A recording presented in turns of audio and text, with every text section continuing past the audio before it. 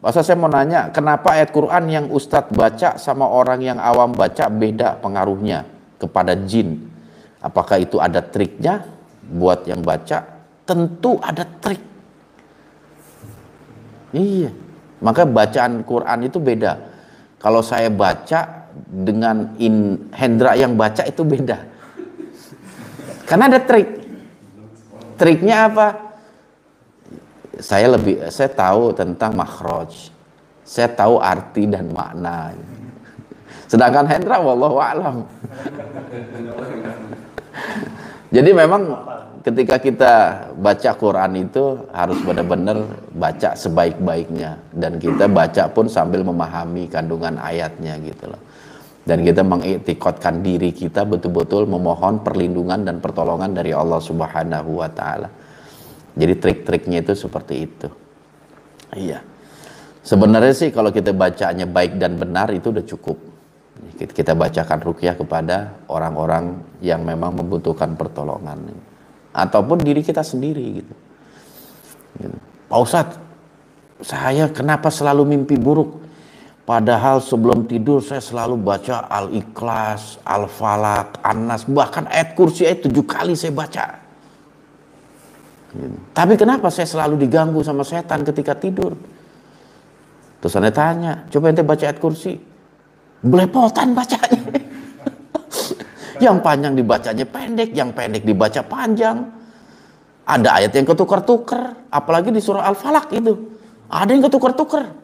Nanti gimana bisa mendatangkan satu manfaat kalau kita nggak bisa membaca dengan baik dan benar gitu loh. Jadi bukan Al-Qur'an, semua kembali kepada diri kita dalam membaca itu semua betul apa enggak? Sudah sesuai kaidah apa enggak? Ya, makanya panjang minimal itu, panjang pendek lah itu yang penting. Al-Ikhlas misalnya qul huwallahu ahad. Aslinya itu kan pendek. Ada juga bacanya qul huwallahu ahad. Ahadnya panjang. Biar keren. Allahu somad. Ya, walaupun kelihatannya keren atau bagus, kalau nggak sesuai kaidah tertolak bacaannya itu. Makanya kita ilmu yang pertama kali kita harus pelajari baca Quran udah. Itu ilmu pertama, bukan ilmu kebal.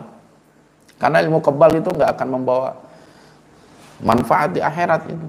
Tapi bacaan Quran yang dapat membawa manfaat kita di akhirat. Karena apa? Al-Quran itu bisa memberikan syafaat. Itu. Di akhirat itu Al-Quran bisa memberikan syafaat. Apa kata Rasulullah sallallahu alaihi wasallam? Iqra'ul Quran fa innahu ya'ti yaumal qiyamah syifaan li ashabi. Iqra'ul Quran, bacalah Al-Quran, fa innahu ya'ti yaumal qiyamah. Sesungguhnya Al-Quran nanti di hari kiamat akan datang kepada ahlinya, memberikan satu syafaat. Syafaat itu salah satu bentuk upaya pertolongan yang diberikan kepada hamba-hambanya yang memang Allah izinkan. Di antaranya Rasulullah Sallallahu Alaihi Wasallam dan juga Al-Quran kepada ahlinya. Makanya itu yang ilmu yang paling bermanfaat itu bukan ilmu yang lain. Kenapa ya? Sama dengan artinya juga harus tahu. Hah? Apa cuma hanya membaca? Setelah ente paham dan bisa membaca Al-Quran dan dengan baik dan benar, langkah selanjutnya ente pahami isinya gitu. Jangan berhenti mentang-mentang udah bisa baca Quran lantas stop, ente nggak belajar lagi. Salah. Mulai pelajari artinya. Ente kan udah hafal nih Al-Fatihah. Nah sekarang artinya ente udah bisa belum? Jangan berhenti mempelajari Al-Quran sampai bacaan Arabnya aja, artinya. Setelah artinya kita sudah tahu, kita belajar mentadaburi Al-Fatihah. Gitu. Ditadabur, tafakurin. Apa makna Al-Fatihah? Bismillahirrahmanirrahim. Alhamdulillahirabbil alamin. Kita coba tadabbur. Segala puji bagi Allah, Tuhan seru sekalian alam. Tadabbur. Puji-puji. Kenapa? Maksud ayat Tuhan. Maksudnya, ya tadabbur tuh seperti itu sambil merenungkan. Gitu. Kalau maksudnya lebih banyak kaitannya dengan tafsir. Tafsir, segala puji itu maksudnya apa? Ini itu tafsir. Kita bisa pelajari, nggak perlu dihafal, nggak apa-apa. Tafsir itu untuk mempelajari doang, menambah keyakinan kita tentang Al-Quran. Beda dengan tadabbur.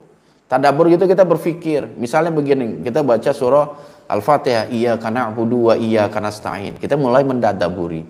Hanya kepadamulah kami memohon pertolongan, menyembah, dan hanya kepadamulah kami memohon pertolongan. Kita tadabbur. Berarti aku memang harus betul-betul menyembah kepada Allah agar pertolongan Allah itu selalu kita dapatkan.